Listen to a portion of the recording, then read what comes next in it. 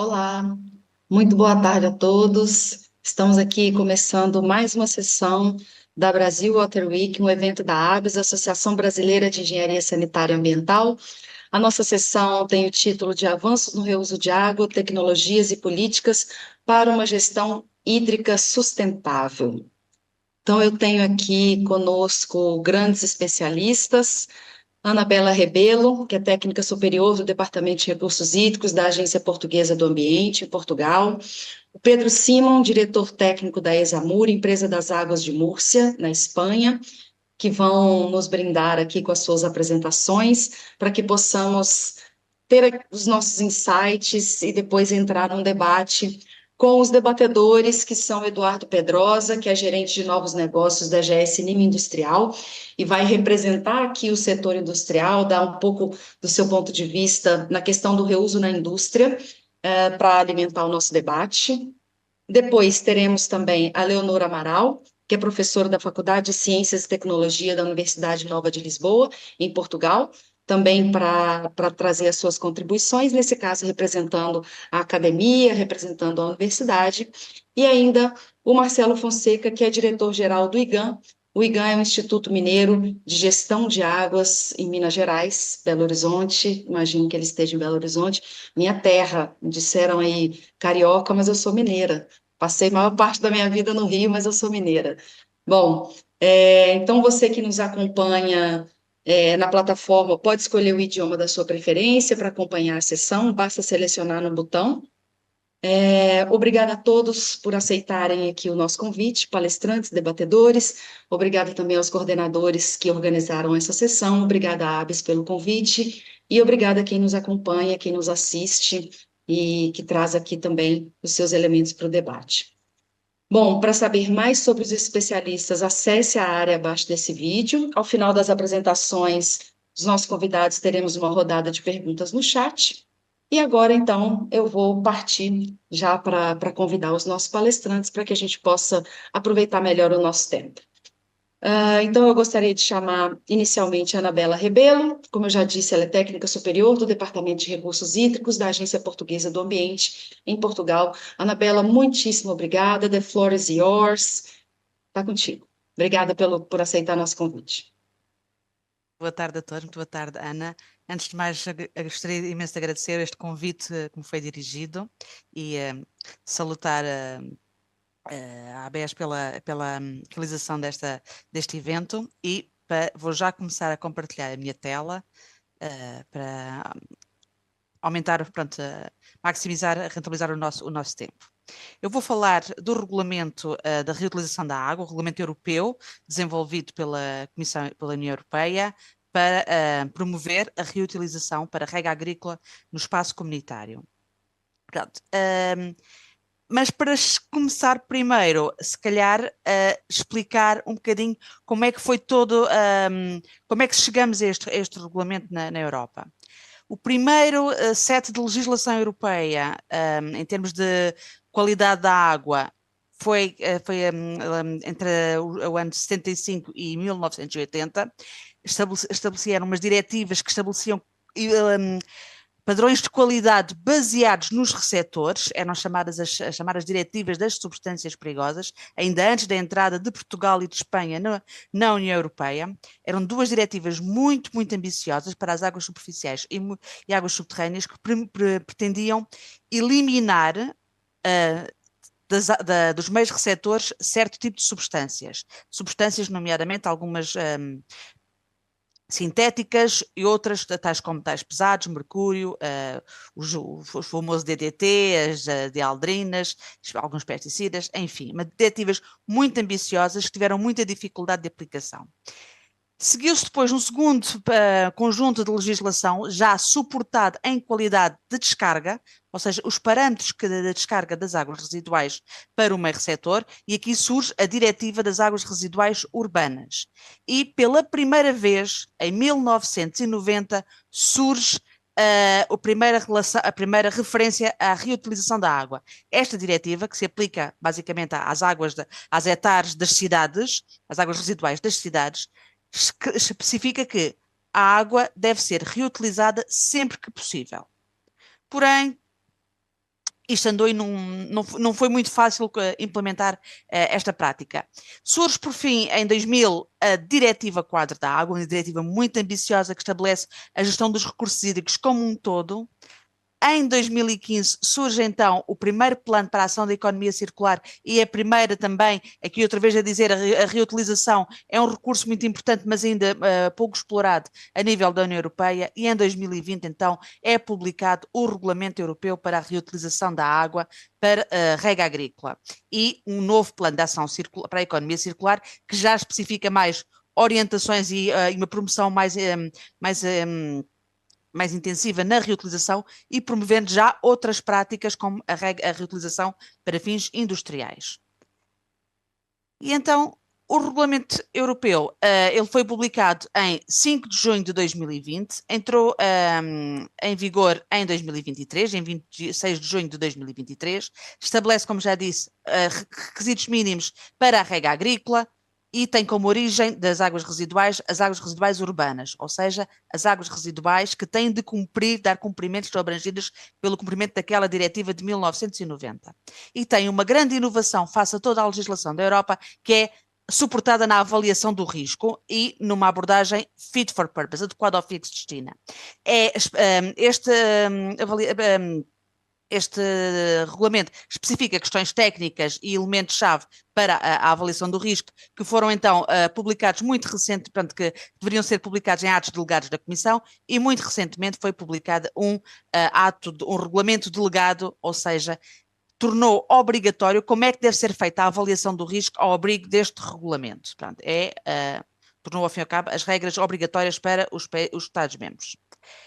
A abordagem legal deste regulamento ele pega nas águas residuais urbanas, que têm de dar cumprimento à Diretiva das Águas Residuais Urbanas, específico que têm de cumprir certos requisitos de descarga, pega nessas águas, essas águas são tratadas e passam a ter de cumprir, então, requisitos mínimos para a rega agrícola e aplica-se ao ponto de entrega, isto é, ao ponto em que a água sai de um sistema de produção da água para reutilização, ou seja, da estação de tratamento da afinação, e é entregue ao próximo ator da cadeia. No caso de Portugal, será diretamente ao agricultor, sendo que, em alguns outros países, poderá haver aqui um distribuidor pelo meio. A partir do momento em que ela é entregue ao utilizador, o utilizador então tem que garantir que o nível de risco associado àquela água não diminui, ou se mantém constante, não aumenta, ou se mantém constante, ou diminui. E o limite da barreira, ao fim e ao cabo, a fronteira da aplicação da avaliação do risco, da gestão do risco, é o ponto em que a colheita sai do solo. No ponto em que a colheita sai do solo, aplica-se então as regras da higiene e segurança alimentar, que também tem a legislação comunitária específica. Portanto, ou seja, fica assim: a estação de tratamento de águas residuais, ETAR, e a estação de afinação podem estar dentro uma da outra, podem ser a mesma planta, ou a mesma ETAR, ou duas estações distintas. A água, pronto, sai da ETAR para a afinação, da afinação ela então é entregue para a rega agrícola, tem que ser feita a avaliação do risco, ou seja, a água tem de cumprir os requisitos para o fim a que se destina. Se for uma rega de culturas comidas ou em cruz, ou se for uma rega de pomares, podem ser requisitos distintos. O que é importante é que não coloquem em causa a saúde pública nem o ambiente. O ambiente, falamos recursos hídricos, solos e culturas agrícolas, vegetação. Em termos de saúde, falamos dos trabalhadores da própria área, das pessoas que circulam em volta da própria área, e ao fim e ao cabo, e tem que se garantir que até o ponto em que a colheita sai do solo, são cumpridos requisitos mínimos, de modo a que os mesmos de qualidade, ou seja, de segurança, de risco, de modo a que depois não haja um aumento do risco na transferência a partir do ponto em que a cultura, então, entra no sistema de distribuição e consumo final. Como é que se articula isto tudo?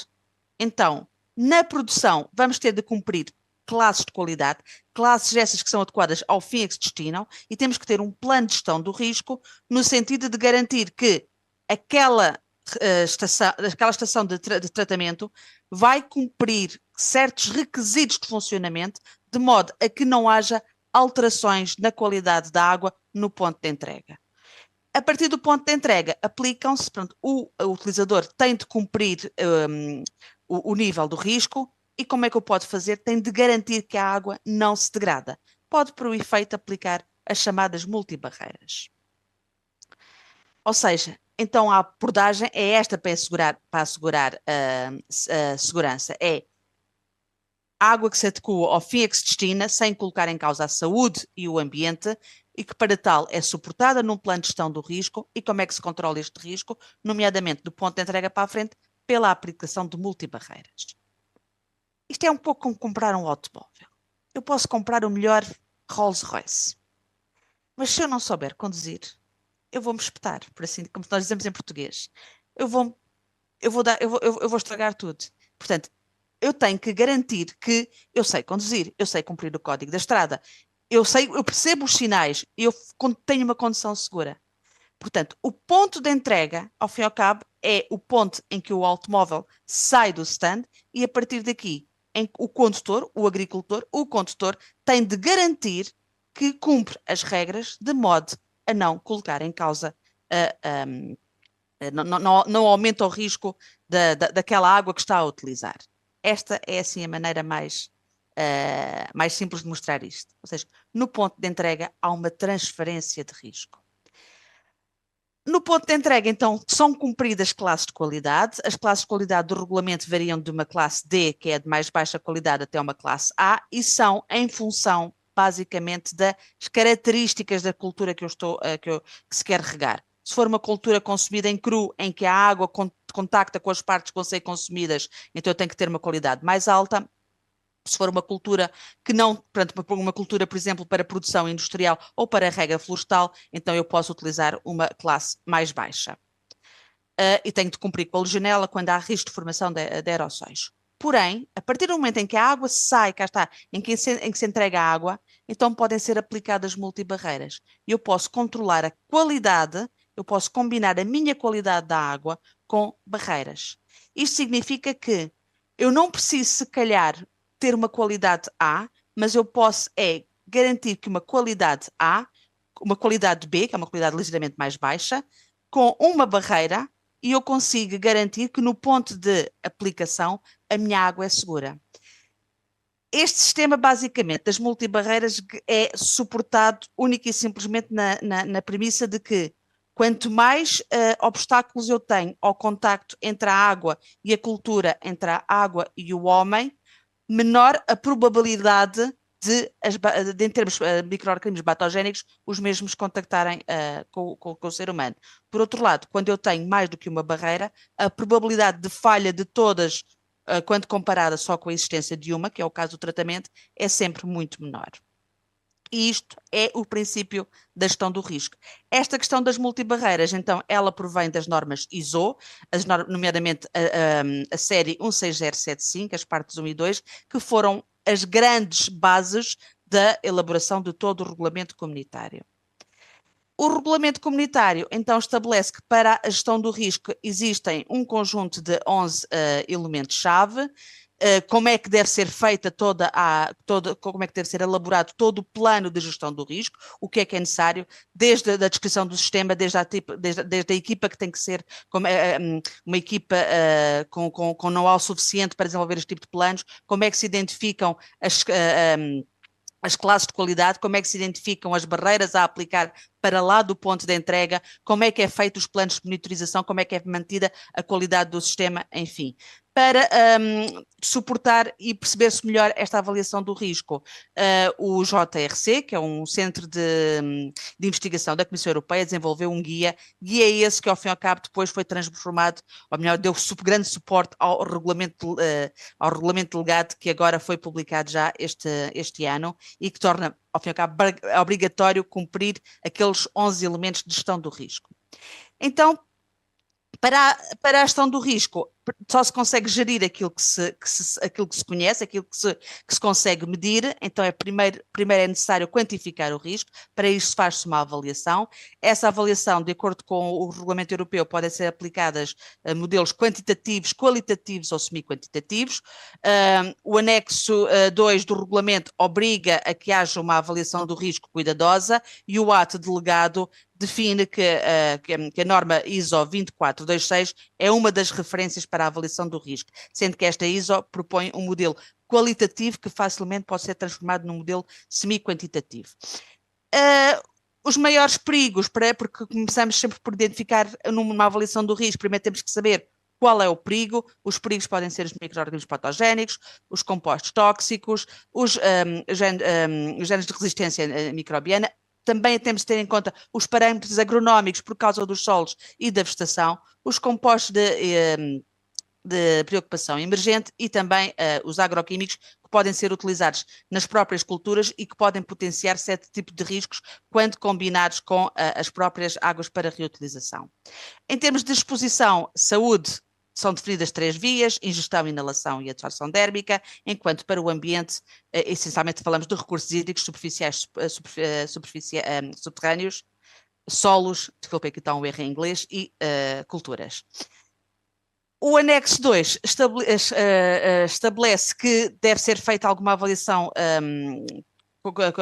ter-se algum cuidado na parte da utilização, da avaliação dos riscos dos químicos, sendo que é preciso suportarmos em conhecimentos técnico-científicos, ou seja, olharmos um bocadinho à investigação que está atualmente a ser feita para identificar efetivamente o que é que nós poderemos ter na água em causa, ou seja, começarmos sempre com a nossa origem urbana, que tipo de cidade é que eu tenho, que tipo de serviços é que eu tenho na cidade, que tipo de indústrias é que eu tenho ligadas àquela hectare. Portanto, não é genérico.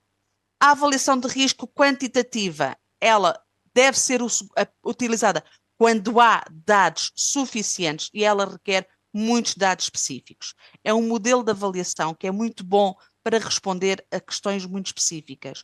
Portanto, é um modelo que, por exemplo, pode ser aplicado para responder à questão: qual é o meu risco no ponto de entrega? Agora, no ponto de aplicação, dificilmente se consegue, ou face à luz do know-how atual, dificilmente se consegue fazer uma avaliação quantitativa. Porquê? Porque são muitas as variáveis que nós temos em campo. Nós no campo temos que olhar o que é que nos rodeia, como é que a água pode ser contaminada ou recontaminada, como é que eu posso ser contaminada através daquela água. E temos que ter em conta o modelo de rega, se é uma rega por irrigação ou se é uma rega gota a gota, como é que são os hábitos, as práticas dos próprios trabalhadores, a que horas é que se rega, quais são as medidas de emergência em caso de haver algum problema. Enfim, há toda uma série de variáveis que não permitem a utilização, ou seja, um número de dados suficientes para os modelos quantitativos. Nesses casos, aplicam-se os qualitativos ou semi-quantitativos. A norma ISO 24226 estabelece, ao fim e ao cabo, um quadro qualitativo. Nós, em Portugal, desenvolvemos um modelo semi-quantitativo, modelo esse que já foi, nomeadamente, aplicado a um caso de estudo no Brasil, em que eu tive o prazer de aplicá-lo num trabalho com a professora Ana Sílvia. Da gestão do risco, gerindo o risco, percebendo o nível de risco, define-se, então, qual é o normativo de qualidade que a minha água tem de cumprir no ponto de entrega. A partir daqui, eu tenho que monitorizar para garantir que ela no ponto de entrega não se degrada, ou seja, quem está a entregar a água mantém os requisitos de qualidade da mesma, e também temos que ter, então, a monitorização na aplicação para saber que, do ponto de vista agrícola, a água também não está a degradar. Para isso, podemos ter monitorização de cumprimento, ao fim e ao cabo, que é a monitorização do cumprimento das licenças, e são os requisitos que vêm definidos na licença e como é que ela deve ser, como é que essa monitorização deve ser feita. A monitorização operacional, essencialmente, aplica-se muito da parte do produtor, ao fim e ao cabo, na operação da sua própria hectare. e muitas vezes é uma monitorização de rotina, ao fim e ao cabo de rotina operacional, verificar equipamentos, verificar sistemas de desinfecção, lâmpadas dos UVs, enquanto do ponto de vista do agricultor é muito ver como é que é o sistema de rega, verificar entupimentos, os bicos de rega, verificar até se as culturas apresentam a folhagem descolorada ou não. Enfim, é toda também a monitorização operacional do ponto de vista do próprio agricultor. A monitorização de validação, que vem também referida no regulamento, aplica-se apenas quando há produção de classe A, ela é realizada apenas uma vez, ela é uma monitorização que é curta, num curto espaço de tempo, e vai-nos, ao fim e ao cabo, permite-nos garantir que o projeto que temos, que foi desenhado, tem garantias de cumprimento de da remoção microbiológica, em termos de bactérias, vírus e protozoários, nas condições requeridas, definidas no próprio projeto. Ou seja, vai validar as condições do próprio projeto. Esta validação, pronto, também vem especificada então no regulamento, ela aplica-se, utiliza como indicadores a E. coli, os colifagos somáticos, os clostridium, não em termos de quantidades de micro-organismos por volume de água, mas em termos de indicador de desempenho, a quantidade de unidades logarítmicas que o meu sistema de tratamento tem capacidade para tratar. Ok, Ana. A monitorização operacional é, como já referi um pouco, ao fim e ao cabo tem a ver com o próprio sistema, barreiras e no ponto de vista do utilizador, ou do produtor, o que é que ele tem de cumprir perante o seu sistema. A medida de cumprimento, vem aqui também o próprio regulamento, estabelece alguns requisitos, sendo que ela depois é definida na própria licença. A legionela é só uma questão, então, quando há aerossóis. No caso dos solos e culturas, existem algumas recomendações, não há nada ainda específico, ou seja, o regulamento não especifica como é que ela tem que ser feita, resulta da avaliação do risco, temos algumas orientações no guia que o JRC definiu. Para garantir uma boa gestão de risco, precisamos ter planos de emergência para responder em caso de algum problema. É preciso envolver os vários atores, as várias autoridades, mas também o público. Para isso é preciso comunicar um bom risco. Precisamos de ter uma boa vigilância do nosso sistema, as monitorizações e garantir que a monitorização e que os resultados são fidedignos é importante. Por outro lado, temos de garantir formação dos operadores para produzirem boa água, formação dos utilizadores para utilizarem bem a água. Em Portugal, a estratégia foi então desenvolver um plano de reutilização, pronto, um diploma muito similar ao regulamento, mas conseguimos antecipar, muito suportado na ISO, para os vários tipos de águas, não só para a rega agrícola. Temos dois tipos de sistemas centralizados são os urbanos e os sistemas descentralizados, que são todos os outros particulares. Como é que é feito o processo de licenciamento? Licença para produzir, licença para utilizar. Criamos um logo, APR, Água para Reutilização, para promover uma melhor comunicação com o público, e temos, mesmo tendo antecipado à legislação europeia, estamos completamente alinhados com a mesma. Temos um guia técnico, papers publicados, folhetos na nossa página da APA, que estão disponíveis para consulta e caso queiram saber mais sobre estes conceitos, e efetivamente este regulamento está em... Adoro ouvir a Anabela falar, e acho que quem a ouviu agora em português aprendeu muitas palavras novas, quem está no Brasil deve ter aprendido muitas palavras novas, e quem fez a tradução deve ter sofrido um bocadinho para correr atrás da Anabela, mas certeza que todos aproveitaram bem e a gente vai ter aí oportunidade para conversar um pouquinho mais. Então, Anabela, muitíssimo obrigada pela sua apresentação, sempre brilhante e trazendo todos esses elementos tão interessantes para nós que estamos um passinho atrás no Brasil e precisamos buscar essas experiências para chegarmos até lá. Bom, eu gostaria então de convidar o Pedro Simon, que é diretor técnico da Esamur, a empresa das águas de Múrcia, em Espanha. Eu estava agora, Pedro, em Alicante, tentamos nos falar, não é? E ouvir das pessoas lá falando comigo assim: Ana, você tem que conhecer Múrcia, que lá é o Guinness Book das águas de reuso. Falei, opa, então é isso mesmo que tem que fazer. Eu espero que a gente tenha oportunidade aí para fazer isso num outro momento. E te agradeço, Pedro, queria ouvir aí as seus insights e tudo que você tem para nos contar. The floor is yours. Muito obrigada. Now? Yes, perfect. Thank you. Okay, thank you very much for the invitation to participate in this conference. I think that it's a pleasure for me to participate on it and show what are we doing in Murcia. Really, water reuse is not very usual in Europe. Even in Spain, it's not very usual.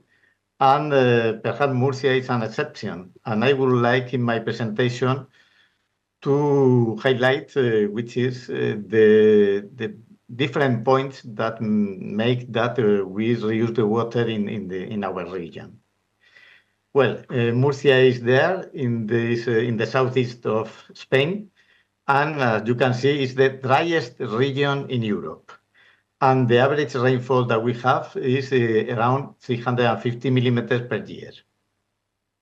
At the same time, the agriculture is very, very important for us. We produce more than 2.5 million tons of agricultural products every year, and Murcia is a small region in Spain.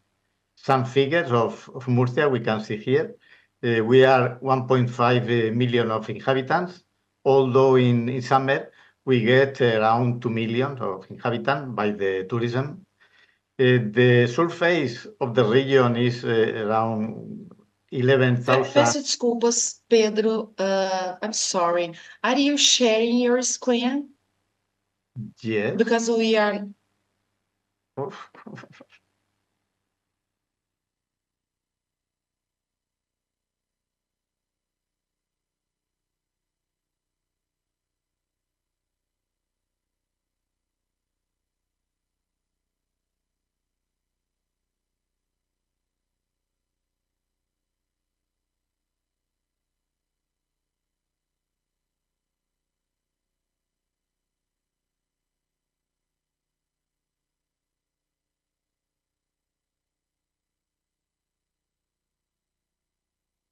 Can you see now the screen? And can you hear me? Yeah, perfect. What a disaster. Okay.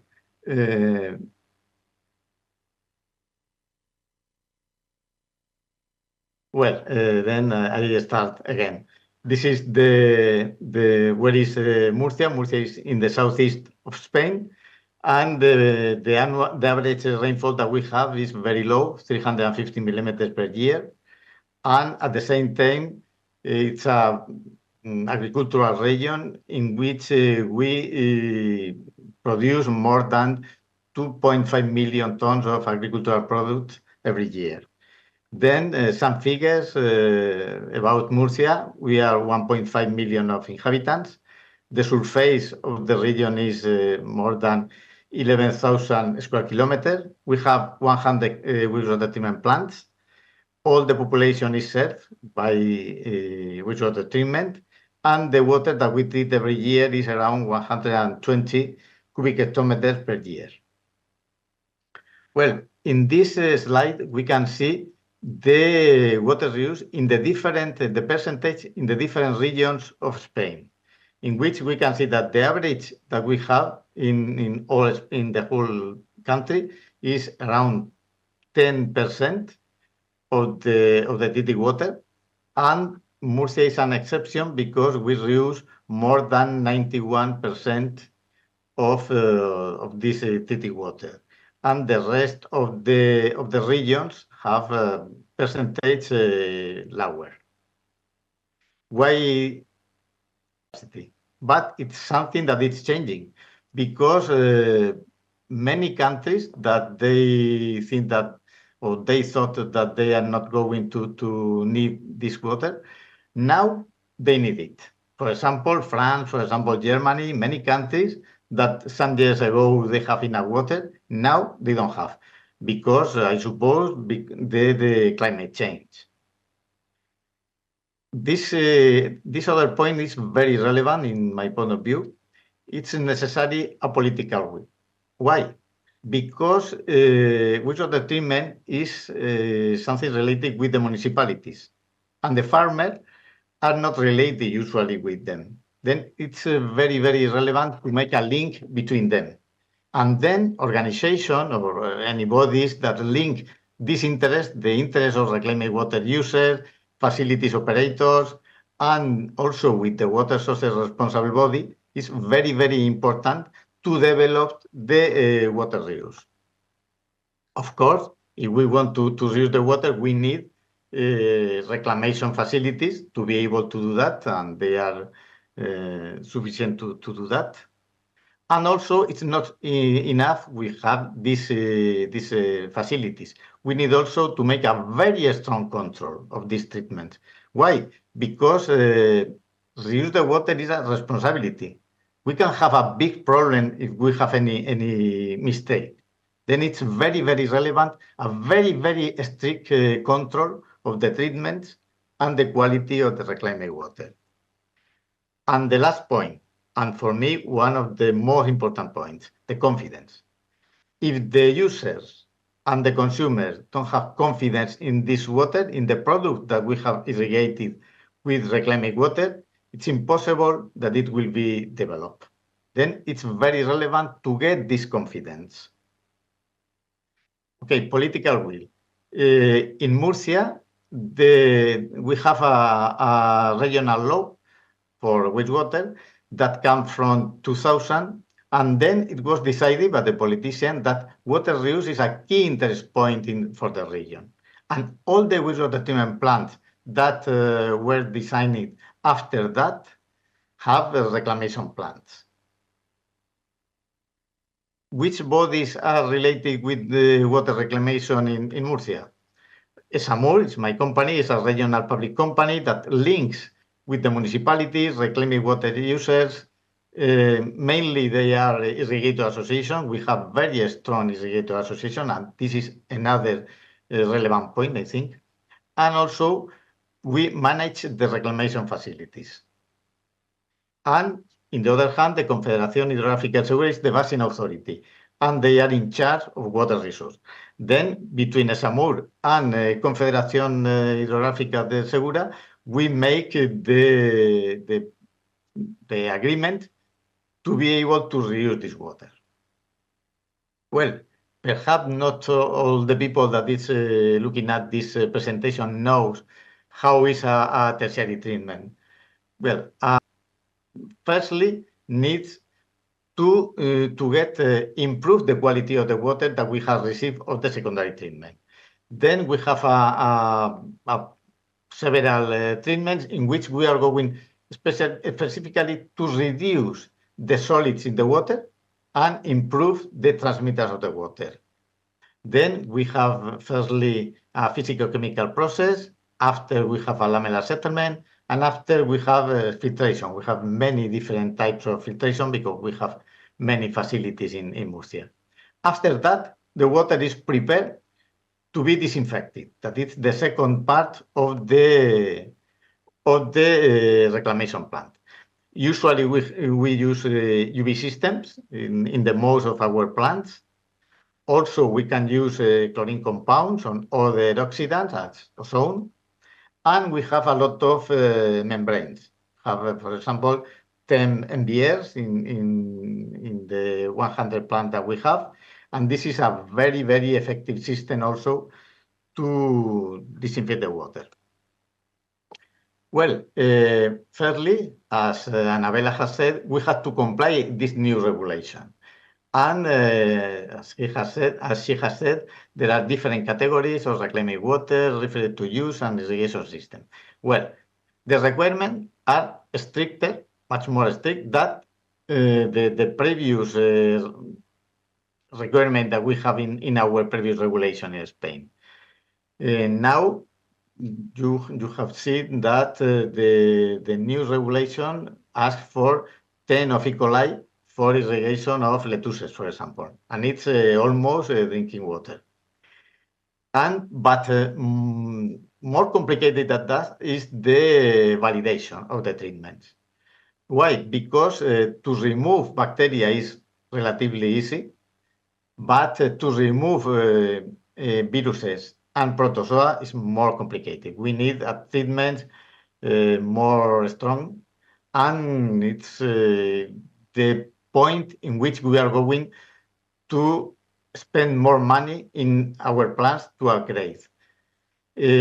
Also, we need to make risk management plans, not only health, also environmental, as Anabela has said, and it's mandatory for all the different reuse systems that we are working. And then now, at the moment, we are adapting our facilities to the new requirements and also working in the risk assessment for all the plants that we have in Murcia. How we are adapting this to this new situation? Firstly, we have to optimize the facilities. Firstly, to spend a lot of money upgrading the wastewater treatment plant, we have to optimize as much as possible. Then we are using, for example, these technologies, CFD studies, computational fluid dynamics, because the hydrodynamic is very, very relevant for us. And it's very, very relevant to comply the new requirements. Also, we are using, for example, tracers. The improvements of physicochemical processes is something that we are working also because we think that it's very relevant to improve the transmitter of the water and also to remove as much as possible all the solids that are in the water from secondary treatment. We are working with the new facilities. We have installed, for example, more than 6 of this new membrane system. The pore size, that is the parameter more relevant for the membranes to be able to remove, for example, viruses, is in these membranes in the order of 20 nanometers. It's very, very low.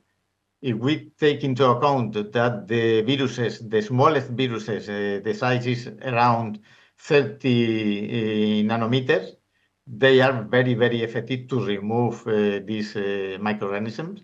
Also, we are working, for example, with ozone. We can see here a facility of ozone.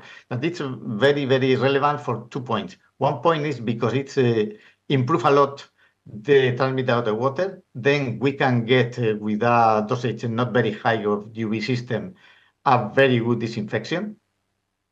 And also because ozone is effective also to remove viruses. And then it's a very good combination that we are working in some plants. For example, this is the work that we are making in one of our plants. This is a wastewater treatment plant of 20,000 cubic meters per day.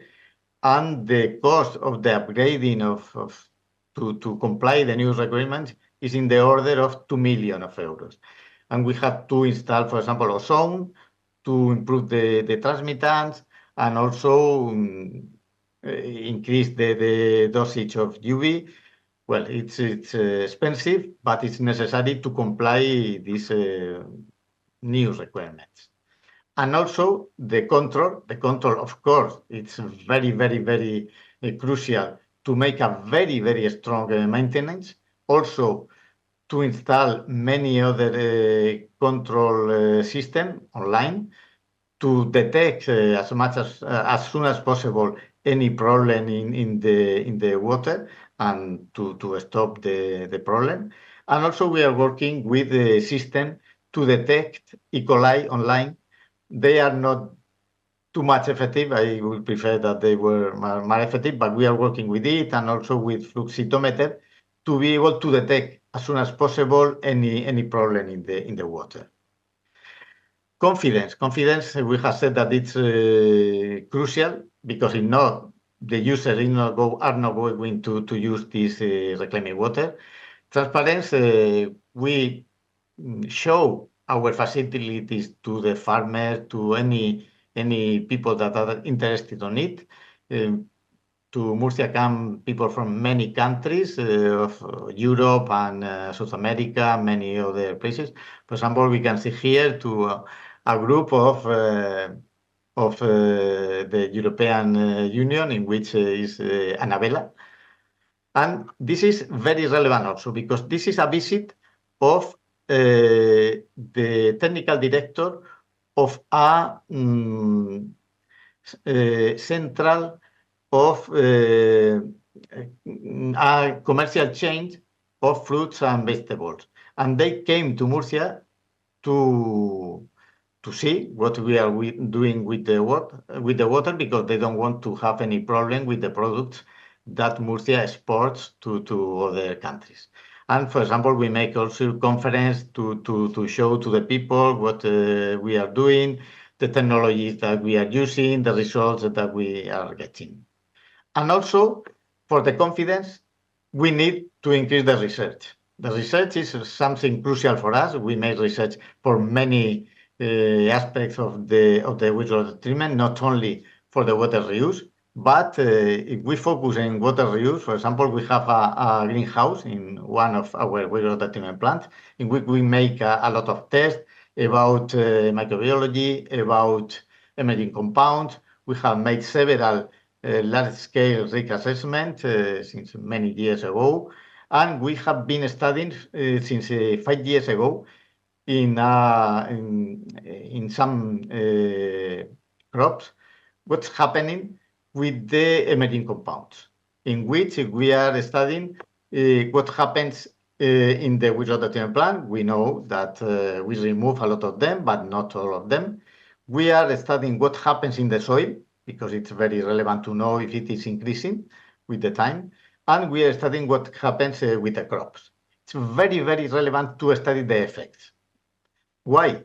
Because we have to balance if it is necessary to remove these emerging compounds or not. Of course, we would like that they are not in the water, these emerging compounds, but they are. They are, and we have to decide if we are going to remove or not. And for example, we have studied with carbamazepine, for example, and the carbamazepine that we find in the lettuces, for example, is in a concentration very, very low, and we have found that to have any problem with this concentration that we can find in these lettuces, we need to eat every day 300 kilograms of lettuces every day. Then it's very, very relevant to know if it is necessary or not, because to remove emerging compounds, we know how to do that. But is it necessary? The first question. And the second question, it's something that is going to affect to the environment also, because it needs a lot of energy or other chemicals, and it's relevant to take into account. Also, we have studied antimicrobial resistance and many other things, because we think that it's very, very relevant to avoid the fear of the people. But this is, in my point of view, the main problem of the water reuse. We are comfortable to remove microorganisms, even emerging compounds, but with the salinity it's more complicated. Because, for example, here in this picture, we can see in blue color the wastewater treatment plant with low salinity. In green, we can see with medium salinity, and red with salinity higher than 3,000 microsiemens per centimeter. This is a problem usually due to the infiltration in the pipes, and we are working with the municipalities to reduce that, because we think that it's the main problem of the water reuse systems. And for finishing, some conclusion about the current situation of water reuse. I think that there is a lot of experience on water reuse. We are using water since 20 years ago in Murcia. The water reuse, we think that it's very safe with good practices, but we have to control that, of course. The new European regulation is very strict, and it's going to increase the safety. Also, that we have to take into account indirect water reuse is a fact, because when we take the water from the river, usually this river, the condition of this water is worse than the water that we produce in our wastewater plant. In fact, when we deliver the water to the farmers, they mix usually the water, because it's a very strain that we have only in in a project of water reuse that we have only reclaimed water, usually they have mix different water sources, and usually the best water is our water. Then I think that it's very relevant to take into account that the indirect water reuse is a fact, and we can avoid that with the control of this reclamation. And also the precautionary principle. I don't like the precautionary principle. I think that we had to make research to know that, and also to increase the confidence of the people. And for me, this is the some conclusion that we can get, and thank you very much for your attention. Thank you. Muitíssimo obrigada, Pedro. Nós que agradecemos aí a brilhante exposição. Ficamos, depois daquela foto lá com os visitantes da União Europeia, acho que depois da sua apresentação você vai ter muitos outros visitantes. Então se prepara, porque acho que todo mundo aqui ficou interessado em visitar, eu particularmente. Mas acho que a gente teve aqui uma conexão muito boa entre a Anabela e Pedro. A Anabela apresentou dados mais teóricos em relação à regulamentação, e o Pedro colocou aí os seus 20 anos de experiência enfim, como... Espera aí que apareceu um negócio aqui, confirme seu idioma falado. Eu, hein? Sei lá. Ok, desculpe. Bom, então, isso mostra que realmente você acabar a sua apresentação com o reuso é seguro, depois de 20 anos de experiência, uma região com 20 anos de experiência e falando ainda que a União Europeia, a diretiva da União Europeia vai aumentar ainda mais essa segurança, eu acho que é um movimento grande aí para o Brasil se inspirar e, de fato, dar os passos que precisa dar. Bom, eu tenho aqui várias questões e gostaria de convidar agora os nossos debatedores, professora Leonor, o Eduardo Pedrosa e o Marcelo. Eu queria começar com a professora Leonor, porque eu acho que o finalzinho... Leonor, vou começar contigo, porque o finalzinho aí do Pedro, que trouxe a questão da necessidade da investigação científica, e é assim que a gente dá os passos, da importância da universidade quando a gente vai mudar de paradigma e principalmente numa situação onde a gente tem um risco de contaminação ainda grande. Enfim, queria ouvir um pouco o seu comentário. Obrigada por aceitar nosso convite. Bom, obrigada eu.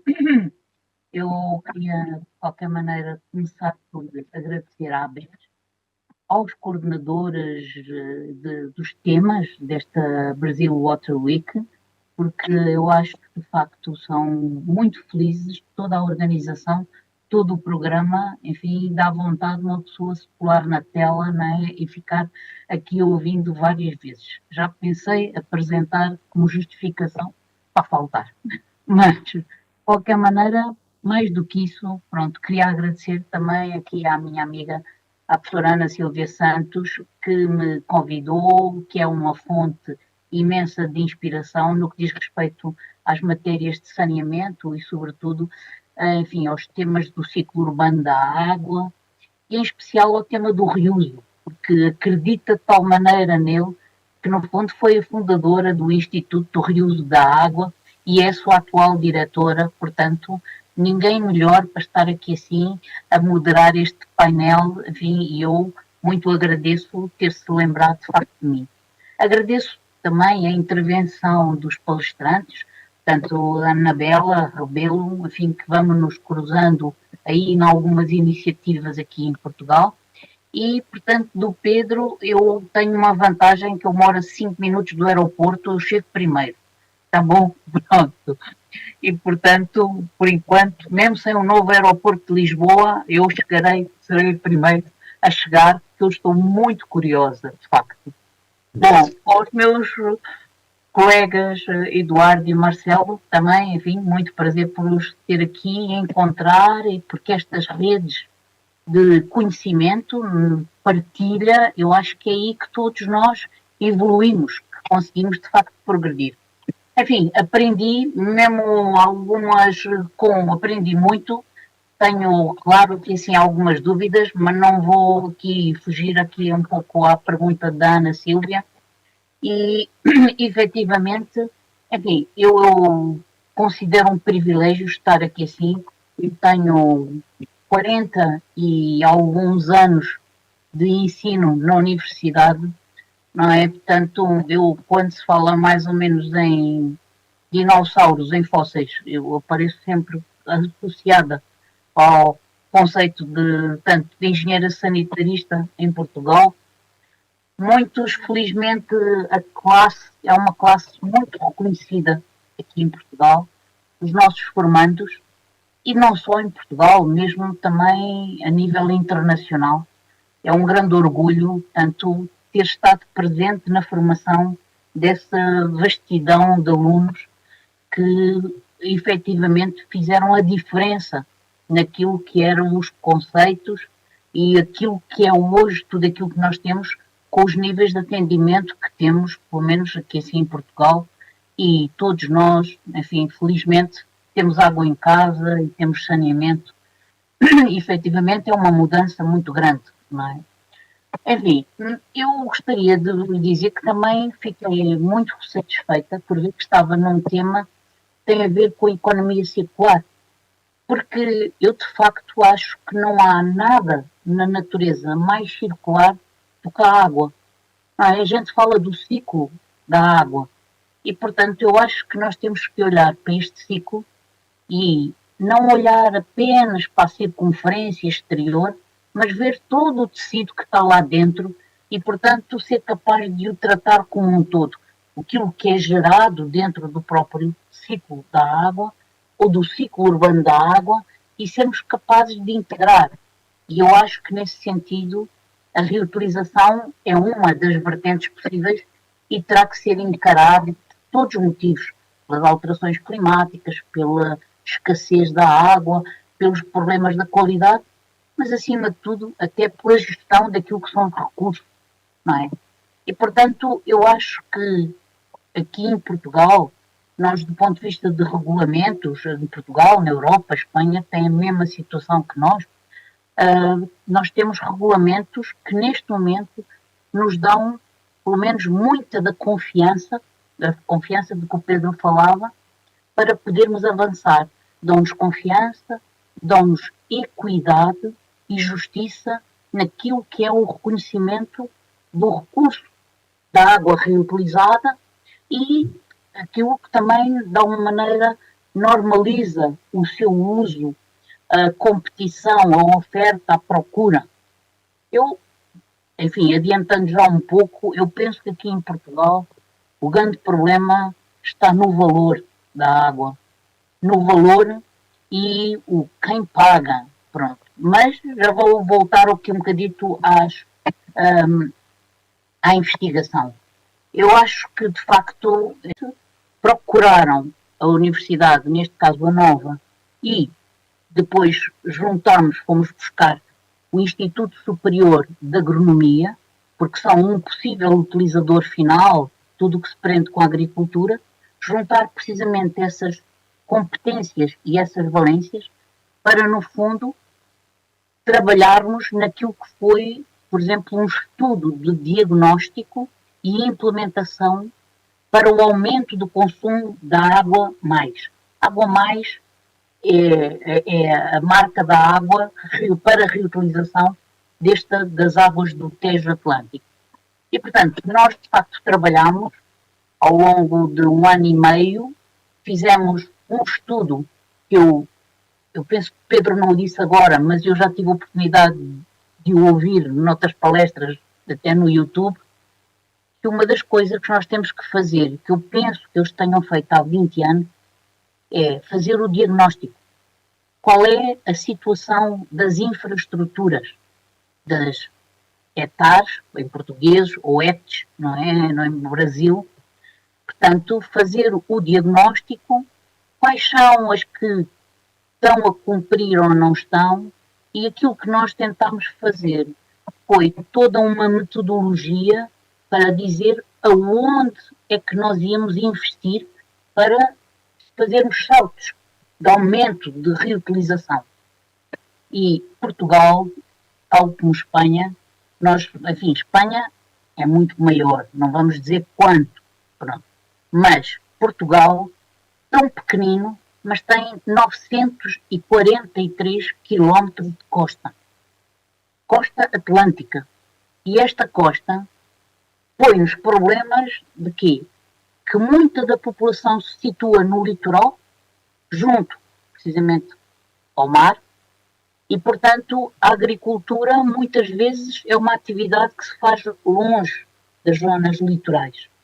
Por outro lado, também nos surpreende pelo tipo de problemas que o Pedro acabou a mencionar, que é uma das dificuldades, que são todos problemas das intrusões salinas, da salinidade da água, que aparecem na água residual por questões ligadas a envelhecimento das redes de drenagem e, portanto, recebem água do mar.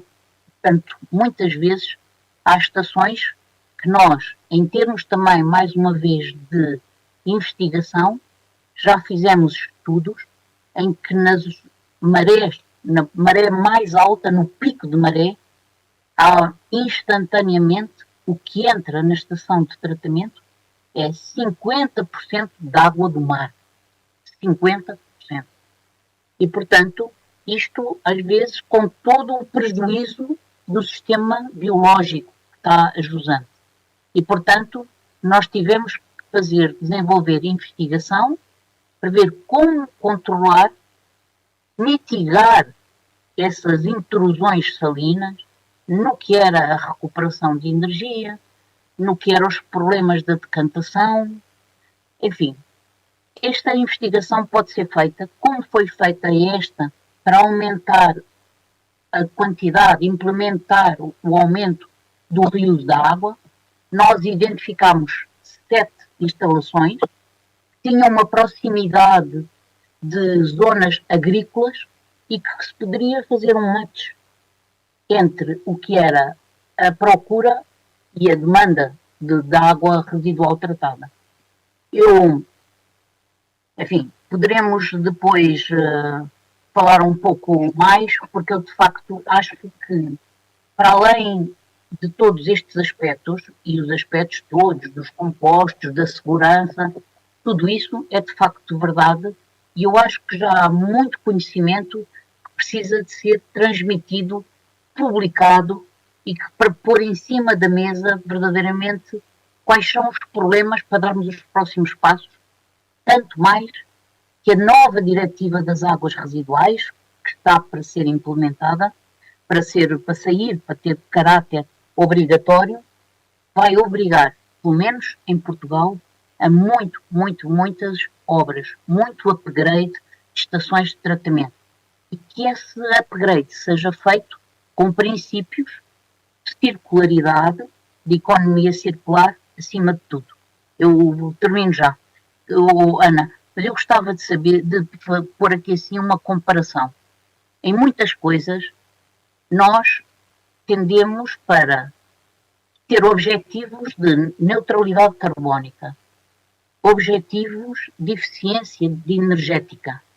Por que é que não temos objetivos, no fundo, de eficiência hídrica? Por que é que não temos objetivos daquilo que seja circularidade no setor urbano da água?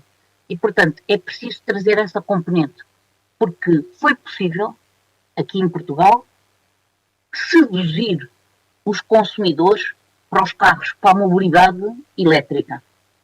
Com quê? Não pagando, primeiro, quando estavam habituados, começaram a pagar. Então, eu acho que no setor da água, se calhar, está a faltar um bocadinho de marketing e de investimento. Pronto, é uma questão. Ana, por enquanto. Perfeito. Muito bom, Leonor. Obrigada aí pela sua fala, pelos seus complementos, pela fala inicial. Eu vou aproveitar que a Leonor citou aqui o Instituto, o Reuso de Água, e a Anabela comentou sobre alguns artigos, inclusive um artigo dela, de 2020.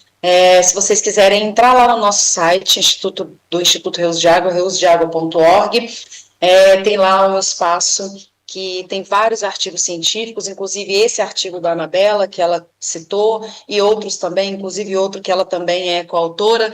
Então, para quem quiser conhecer um pouco mais da metodologia semi-quantitativa que ela colocou, que ela apontou aí na apresentação.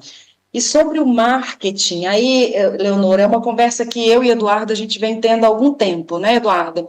Já tem aí uns 2 ou 3 anos que a gente vem andando às voltas dessa questão da comunicação, do marketing, passar confiança para as pessoas, passar confiança até mesmo para quem está no setor. O próprio tomador de decisão, às vezes, ele precisa dessa confiança, que quem passa é a investigação científica, é o resultado positivo da investigação científica, é a experiência de quem nos traz aqui todos esses 20 anos de atuação. Então, Eduardo, queria te trazer aqui para a conversa, embora a gente tenha falado um pouco mais aqui de agrícola, urbano, e o Eduardo também pode falar um pouco sobre a questão da reutilização na indústria, e se puder pincelar aí essa questão da comunicação que a gente vem falando, e eu gosto muito da sua fala sobre isso. Bom, muito obrigado, Ana, pela oportunidade. Você sabe, é uma satisfação para a gente, né, para todos aqui, falar de reuso e dessalinization de soluções hídricas. Para mim, é uma satisfação estar aqui falando, seja como Eduardo Pedrosa, da GS Nima Industrial, uma empresa que investe em projetos de reuso de água. Aqui no Brasil tem vários cases, né? Temos também aí na Espanha, né? A origem da Inima vem na Espanha, assim como falando também pela Associação Latino-Americana de Reuso e Dessalinização.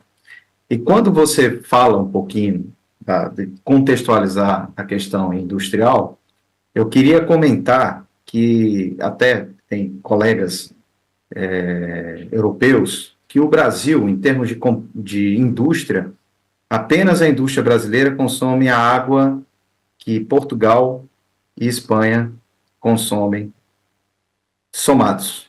A indústria brasileira. Nós temos uma população de mais de 200 milhões de habitantes, mas a nossa indústria, os complexos industriais, consomem mais água do que a soma dos dois países. Se você fizesse um equivalente populacional, de acordo com dados da CNI, entre 100 a 200 metros cúbicos por segundo, seria uma população de mais de 100 milhões de habitantes, então, de abastecimento de água. E muito que se fala, a gente percebe muito no discurso de água, de reuso de água, se fala muito do reuso de água a partir do tratamento das águas municipais, né, das águas residuárias municipais, ou como a gente chama aqui, esgoto sanitário. No entanto, a minha dúvida, e é muito mais aí a dúvida do que fazendo uma explanação, é entender, no caso europeu, não apenas o reuso a partir do esgoto sanitário, seja para uma recarga de manancial, reuso potável indireto, ou mesmo um reuso, né, que está evoluindo para a agricultura, até, quem sabe mais na frente, reuso potável direto, como alguns tantos outros países já realizam, né? Eu queria entender como funciona a legislação para duas realidades. Realidade número 1, eu sou uma petroquímica, eu sou uma refinaria de petróleo, eu gero efluentes. Como é o processo de regulação para que esse efluente que é gerado pela petroquímica seja reutilizado internamente? Há algum cuidado? Há alguma restrição? Segunda pergunta, e se eu tiver num complexo industrial e esse efluente ele não serve para mim? Por exemplo, eu tenho uma empresa de cerveja, a empresa de cerveja produz um efluente, mas de repente tem uma siderúrgica próxima dentro desse complexo industrial. Como seria a regulação de poder a empresa de cerveja fornecer o seu efluente para uma outra empresa? Queria colocar isso aqui para os colegas que fizeram aí, Anabela, o Pedro e todos, né, os demais, se há alguma questão, mais no sentido de um debate do que de uma explanação, a esse respeito que a gente possa trazer uma conexão entre Brasil e Europa, e depois eu complemento um pouquinho os desafios que a gente tem nessa área. Perfeito, Eduardo, muito bom.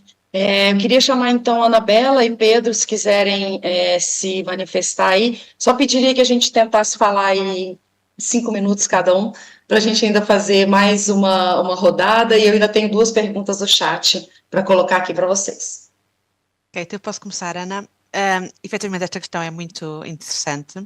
Em termos europeus, a Comissão Europeia está a começar a olhar para a reutilização industrial e está a tentar perceber, portanto, a primeira fase é perceber se há necessidade ou não de regulação europeia, ou se é uma questão que pode ser tratada a nível dos Estados-membros. Portanto, está numa fase agora de avaliação. Em termos nacionais, Portugal, posso dizer, nós na nossa legislação portuguesa temos efetivamente a possibilidade da reutilização industrial e temos a possibilidade de uma empresa poder ter um efluente e ceder esse efluente a outra empresa para produzir uma água para reutilização, para utilizar para o fim que quiser. Em termos, o que é que tem que se garantir? É que há uma avaliação do risco para proteção da saúde e ambiente, nomeadamente recursos hídricos, porque nós somos obrigados a cumprir, do ponto de vista de recursos hídricos, a diretiva a quadro da água, logo temos que alcançar o bom estado das águas superficiais e subterrâneas. Em termos de saúde, muitas vezes está muito mais interligado até com questões de trabalho, de segurança, higiene e segurança no trabalho. Mas, combinando estas 2 situações, sim, é possível, e a nossa legislação em Portugal, porque pensamos nisso, prevê esta questão realmente de ceder água de um ao outro. Perfeito. Obrigada. Pedro, gostaria de fazer algum comentário? Yes, in Spain, the European regulation is only for agriculture, but in Spain there is a royal decree that it's very close to finish, in which they are going to spread for all the uses. Then, of course, it's possible to use the water for industrial uses, and it's not a problem because I think that we have technology to create any type of water that we need. Then it's not a problem at all. But in Spain, the agriculture is a consumer of water very, very strong. Then for that, fairly, the reclaimed water goes to them. But it's possible to go to any other use, of course. Só Tá complementando, Ana, Edu, pode ir. o que há de percepção é que existe um grande mercado, um grande negócio, que ainda ele vai tateando, vai sendo desenvolvido a esse respeito. Por que um grande mercado e um grande negócio? Porque à medida que vai crescendo as vulnerabilidades hídricas, e quando você começa a perceber simbioses e sinergias entre essas atividades, às vezes começa a esbarrar em questões que são legais, como quem é o proprietário desse efluente, em que condições fiscais você comercializa, e isso é uma coisa que no Brasil está tendo uma discussão para fomentar e crescer o mercado. O Brasil tem 2 grandes projetos. O mais conhecido, porque já tem mais de uma década, é o Aquapolo, que é operado pela GS Nima.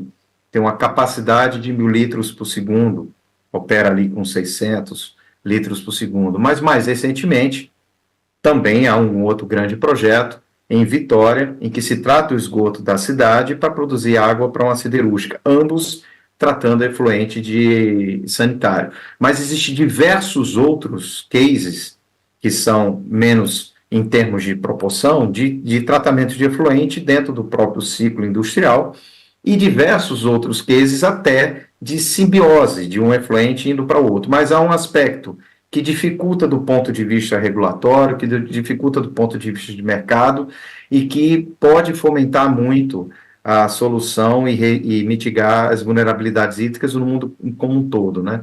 A gente tem um foco muito do reuso para fins agrícolas, aproveitando os nutrientes, toda a questão da demanda agrícola que existe, mas há um grande potencial do mercado. E só para encerrar a fala, a indústria, ela começa a evoluir no seu nível de governança. O primeiro passo da indústria frente a uma vulnerabilidade por escassez é buscar ser mais eficiente. Mas não adianta ela ser eficiente se ela está inserida numa bacia hidrográfica que sofre com escassez hídrica. Depois ela entende que a bacia é importante, mas não adianta ela ser eficiente se a cadeia produtiva dela, se um fornecedor dela está no local de vulnerabilidade hídrica, não só de escassez, mas até de enchente. Então, a percepção da gestão hídrica vem evoluindo na indústria como um todo. Encerrando aqui, colocando esse ponto, a gente teria vários aspectos para colocar, sobretudo não apenas regulatório, mas de avanços tecnológicos, porque a tecnologia vem avançando e cada vez mais a água, seja de reuso ou dessalinizada, seja do mar ou mesmo uma água salobra de reuso, vem se tornando cada vez mais competitiva. Muito bom, Eduardo. Eu completaria isso. A Leonor colocou a questão da água mais, que é o produto é a água para reuso, que é o produto que se produz lá pela Águas do Tejo Atlântico nas suas ETARs. Mas essas ETARs agora elas mudaram de nome, elas passaram a chamar fábrica de água.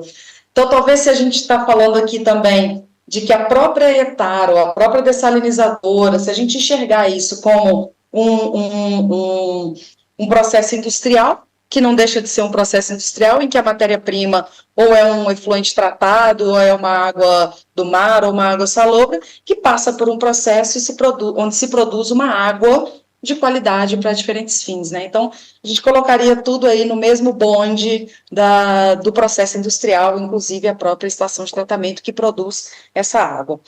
Bom, eu vou chamar aqui agora o Marcelo para o debate, porque o Marcelo tem uma experiência bastante interessante como diretor do IGAM, que é, como eu disse, é o Instituto Mineiro de Gestão de Água. O Estado de Minas Gerais publicou a sua regulamentação em 2020, e a partir de então ficou na conta do IGAM, né, Marcelo? Ficou na conta do IGAM colocar esse negócio para rodar, ou seja, colocar o reuso em prática num estado que é muito grande. O estado de Minas Gerais tem mais de 800 municípios, então o Pedro colocou aí um desafio na fala dele, um desafio de trazer a vontade política, de fazer uma integração entre as municipalidades. O Brasil, como todos sabem, é um país muito grande.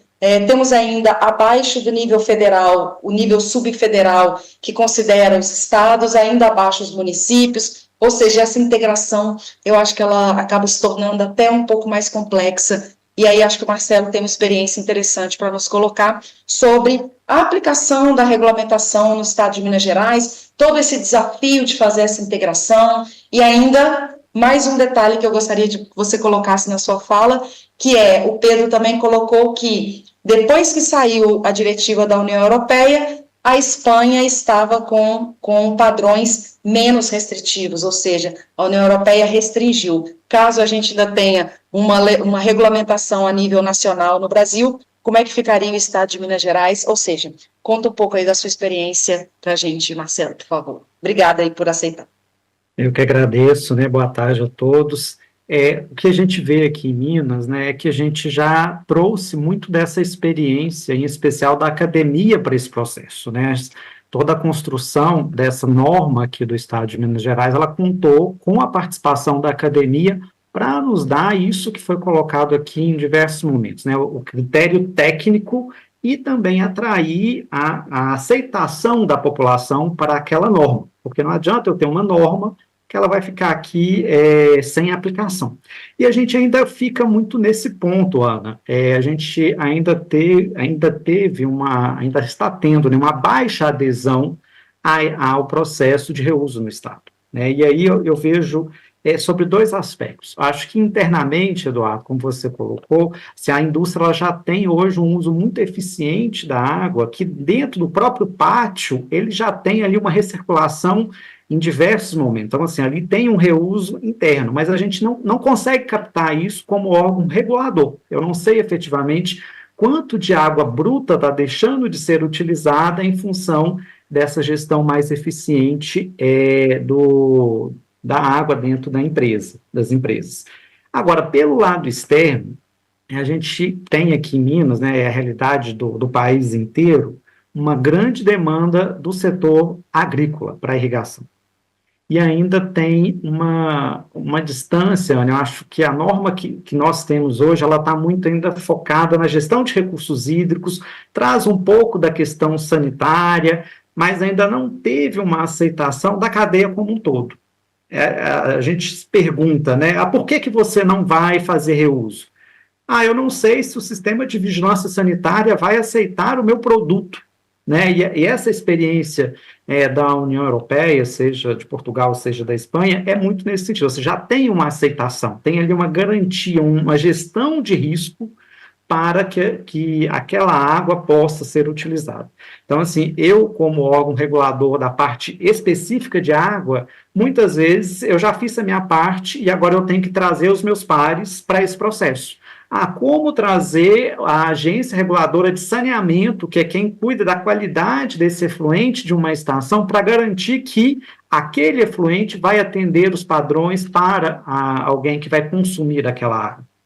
Como trazer aqui a agência responsável pela vigilância sanitária para garantir que aquele produto, se ele for utilizado com aquela água e tiver todo esse controle de qualidade da cadeia, ele é um produto que está utilizando uma água até melhor do que a gente utiliza hoje. Né? Porque é isso, hoje se a gente for aí nos grandes perímetros de irrigação, principalmente esses que estão muito próximos às regiões metropolitanas, e as grandes cidades, em função do déficit que nós temos hoje de saneamento básico, é um reuso indireto, é o efluente que está lá, é o esgoto não tratado que está lá, que está sendo captado e levado para uma irrigação, para uma horta ou qualquer outro tipo de irrigação. Então, assim, para a gente, hoje, o grande desafio é trazer esses outros pares. Né? Eu ainda vejo muita dificuldade nisso, e um ponto que me parece que foi Eduardo que trouxe, que essa questão qual é o papel do Estado a partir de colocar questões básicas de norma, né, de parte de segurança. Cabe ao órgão gestor fazer a regulação? Aí eu tenho que outorgar a utilização dessa água?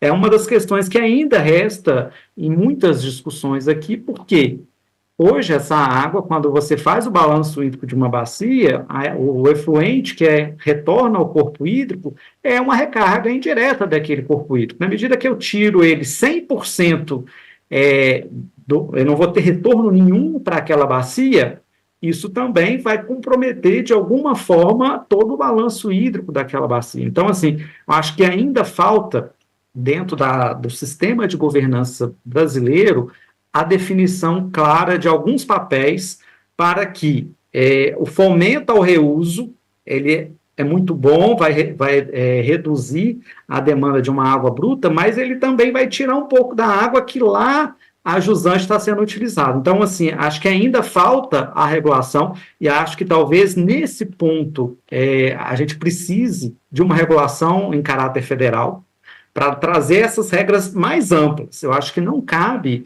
dentro do sistema federativo, a União trazer regras específicas para a utilização nos estados. Acho que nós temos condições de trazer essa regra e, numa linha que Minas Gerais trabalhou, ela trouxe diretrizes, elas não trouxe padrões fixos, porque eu tenho ali uma série de particularidades que cada uso vai precisar. Então, eu trouxe regras gerais para dar segurança jurídica, mas ainda está carente dessa relação aí de que mais que a gente precisa fazer. Eu ainda vejo que tudo que nós fizemos ainda não foi suficiente para avançar com o reuso, tendo todos os fatores impulsionadores que o Pedro trouxe. Eu tenho regiões aqui no estado de Minas que eu tenho um volume de chuvas muito baixo, que a água de reuso poderia ser uma fonte.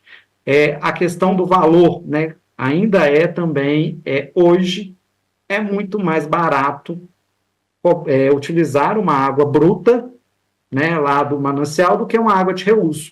E aí o papel que a gente tem aqui dentro da governança da água no Estado é que os comitês de bacia, que é quem cobra pelo uso da água bruta, precisa também entender que eles têm um papel fundamental para garantir uma viabilidade econômica do reuso. Né? A água de reuso tem que ser mais barata do que a água bruta, e hoje não é. Então acaba que eu fico aqui regulando, mas eu não consigo gerar uma cadeia de sinergia porque ainda é mais barato utilizar uma água bruta. Era isso, por Marcelo, enquanto. deixa eu Sim, aproveitar e fazer claro. uma complementação. Veja, você perguntou qual é o papel do Estado, né? Então, eu vou trazer aqui uma discussão muito presente da Associação Latino-Americana de Reuso aqui no Brasil. Você tem um mercado de reuso, e é um mercado enorme.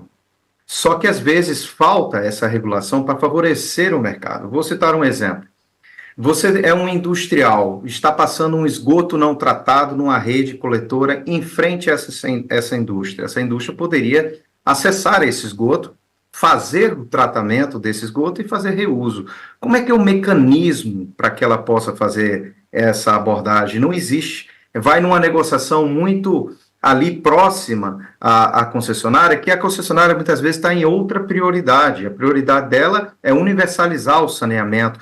Não necessariamente ela vai querer fazer uma tecnologia para atender aquela, apesar disso ser um negócio, mas a indústria ou um terceiro pode vir a fazer. Então, existe uma questão regulatória para favorecer esse tipo de negócio, né? De você potencializar a indústria ao acesso à questão do esgoto sanitário.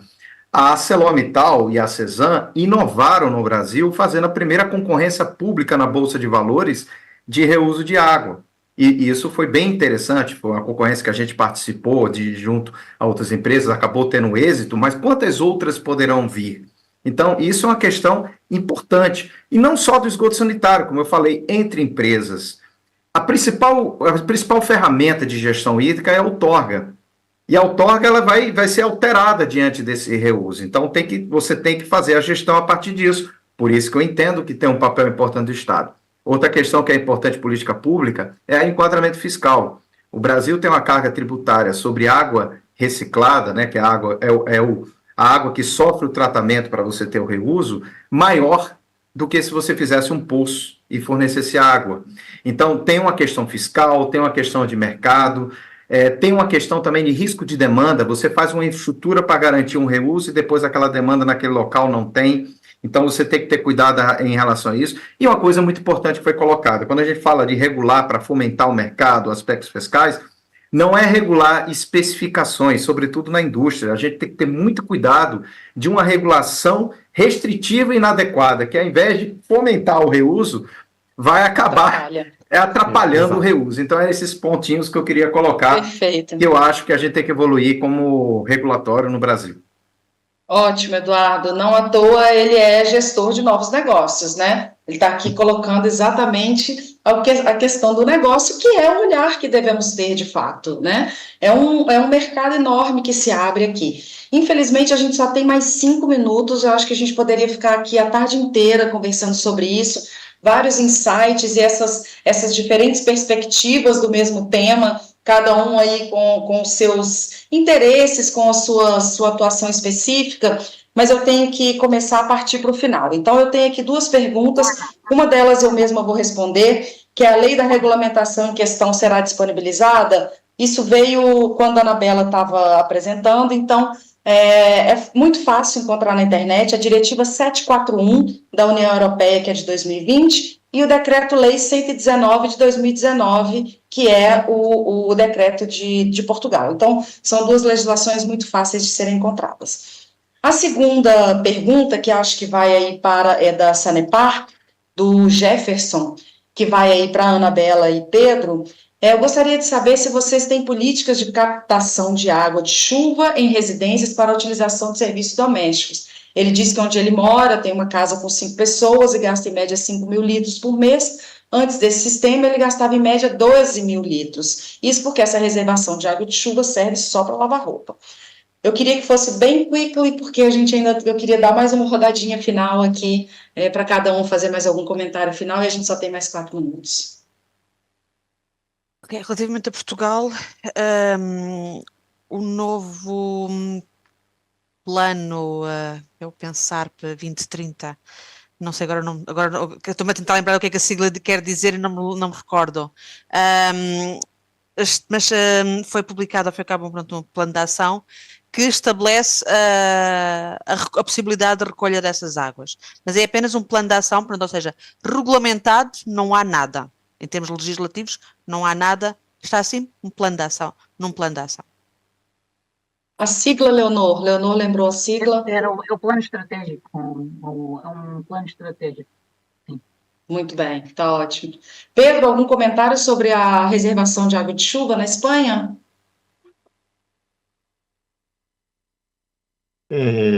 My only comment is because I've visited several regions in Spain, and all of them are saying, why didn't we start with that some years ago? This is the point that they are saying in all the regions that I'm visiting now, because it's necessary to make many work, many regulation, many philosophy to be able to develop the water reuse system. And then it's necessary to create this confidence, and it's necessary to start to work on it.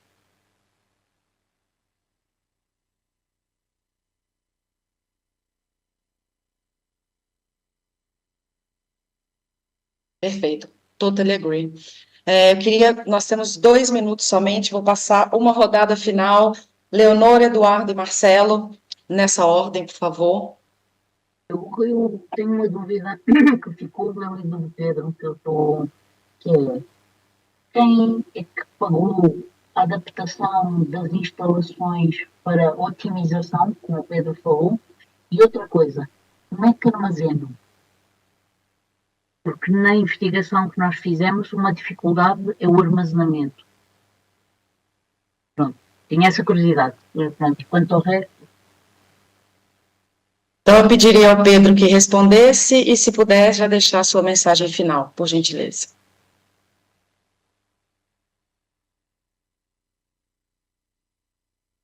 Sorry, can you repeat? I didn't listen.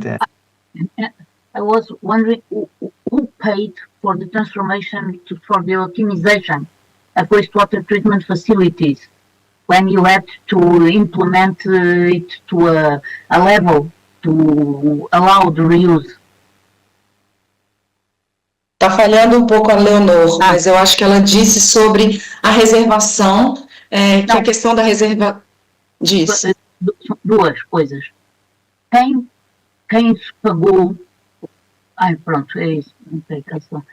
Quem pagou a adaptação das estações, se foram os utilizadores da agricultura ou não, e há 20 anos, não é, que fazem isso, e onde é que armazenam? Quem armazena? Os utilizadores ou as entidades gestoras? Onde armazenam? Sim, agora deu para ouvir bem. E a responsabilidade de quem? Sim.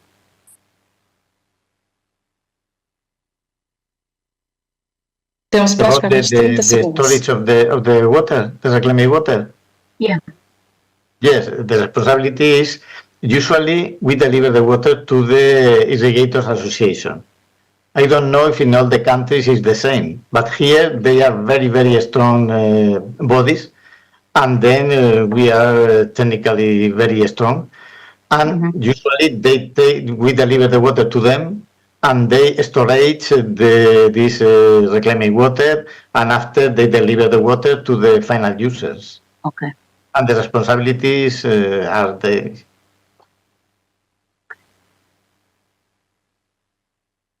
And they don't, eles não pagam, não pagam. Ok, Leonor, acho que o seu microfone está falhando, não está dando para ouvir, está mudo. Quer dizer, não está mudo, mas não estamos conseguindo ouvir. Bom, de qualquer maneira, eu tenho que partir para o final aqui agora, senão daqui a pouco vão puxar minha orelha, mas eu queria agradecê-los. Se quiserem cada um fazer uma frase final assim para fechar, sintam-se à vontade aí, mais 1 ou 2 minutos total. Bom, então eu começo aqui para encerrar com uma frase que eu gosto muito, que o valor da água não está na sua origem. O valor da água está na sua disponibilidade e qualidade. Muito bom. Marcelo, alguma questão? Não, somente agradecer a oportunidade, foi muito rico, né? Acho que a gente tem muito a aprender, né? A gente está iniciando esse processo e agradecer a oportunidade, né? E a parceria de sempre, tanto com a ABS quanto o Instituto Reuso, que tem nos ajudado em muito a avançar com esse desafio aqui no Estado. Obrigado. Agradeço também bastante a oportunidade. Nós que agradecemos. Pedro e Anabela.